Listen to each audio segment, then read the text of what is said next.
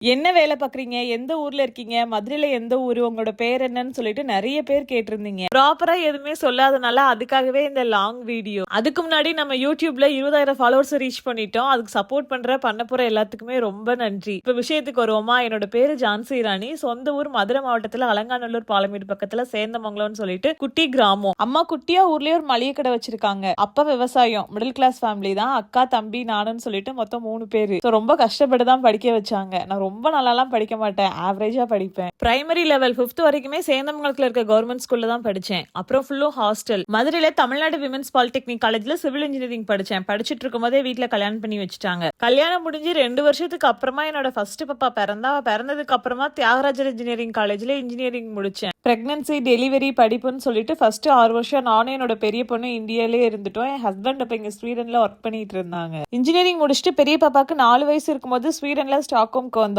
இப்போ இங்க வந்து 5 வருஷத்துக்கு மேல ஆகுது. நம்ம வீடியோ பாக்குறவங்களுக்கு தெரியும் நினைக்கிறேன். எனக்கு 2 பாப்பா இருக்காங்க. ஃபர்ஸ்ட் பாப்பா பேரு கிருஷ்ணவேணி, 2வது பாப்பா பேரு ஸ்ரீநிதி. ஃபர்ஸ்ட் பாப்பா இங்க உள்ள ஸ்வீடிஷ் கவர்மெண்ட் ஸ்கூல்ல தான் படிச்சிட்டு இருக்கா. 2வது பாப்பா கிண்டர் கார்டன் போயிட்டு இருக்கா. ஸ்ரீ பிறந்து கரெக்டா 1 இயர்க்கு அப்புறமா இன்டர்ன்ஷிப் போக ஸ்டார்ட் பண்ணேன். அதிகமா என்ன வேலை பாக்குறீங்க அப்படின்னு சொல்லிட்டு தான் நிறைய பேர் கேட்டிருந்தாங்க. ஸ்வீடன்ல இருக்க ஒரு மீடியா கம்பெனில இன்சைட் அனலிஸ்டா ஒர்க் பண்ணிட்டு இருக்கேன். நான் படிச்சது சிவில் இன்ஜினியரிங். ஆனா சம்பந்தமே இல்லாம மீடியால ஒர்க் பண்ணிட்டு இருக்கேன். ஏன் இதை சூஸ் பண்ணீங்க, எப்படி இந்த வேலை கிடைச்சிச்சு அப்படின்னு கேட்டீங்கன்னா அது கண்டிப்பா இன்னொரு லாங் வீடியோ தான் போடணும். ஒர்க் பத்தி வேணும் அப்படின்னா மறக்காம கமெண்ட்ல சொல்லுங்க, அதை பத்தி வீடியோ போடுவோம். கிராமம்ன்றனால சுத்தி அத்தை, பெரியம்மா, சித்தின்னு சொல்லிட்டு எல்லாருமே பக்கத்துல இருப்பாங்க. முக்கியமா அம்மா கடையிலே இருக்கனால ஃப்ரீ டைம்ல அம்மா கூட கடையிலே தான் இருப்பேன். சுத்தி கலகலன்னு எப்பவுமே ஆள் இருந்துட்டே இருப்பாங்க. அந்த மாதிரி வளர்ந்துட்டு திடீர்னு ஏதோ ஆள் நடமாட்டமே இல்லாத ஒரு தீவுக்குள்ள விட்ட மாதிரி ஆயிடுச்சு இங்க வந்த புதுசுல.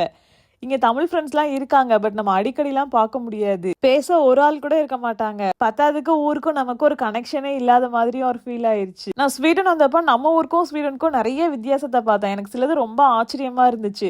அது எல்லாத்தையும் உங்க கூட ஷேர் பண்ணணும்னு நினைச்சேன். ஸ்வீடன்ல என்னோட எக்ஸ்பீரியன்ஸ் எப்படி இருக்கு அப்படின்னு காமிக்கிறதுக்காக தான் அந்த மதுரை மீட் ஸ்வீடன் 2-3 தடவை ஃபெயில் ஆகி ஒரு வழியா அந்த ட்ராலியை ஃபிக்ஸ் பண்ணிட்டேன். என்ன ஒண்ணு, வீடியோ எடுக்கும்போது இருந்த ஒரே ஸ்டாண்டும் கீழே விழுந்து ஸ்டாண்டு மைக்கோட ரிசீவர்லாம் துண்டா உடஞ்சு போச்சு.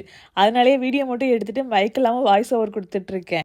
இதெல்லாம் பார்க்கும்போது ஒரே ஒரு டைலாக் தான் ஞாபகம் வருது, இதுகளும் சதி பண்ணுதுகளேன்னு. என்ன மாதிரியே உங்களுக்கும் ஸ்வீடனை பத்தி தெரிஞ்சுக்கணும் அப்படின்னா மறக்காம மதுரை மீட் ஸ்வீடனை லைக் பண்ணிட்டு சப்ஸ்கிரைப் பண்ணி வச்சுக்கோங்க.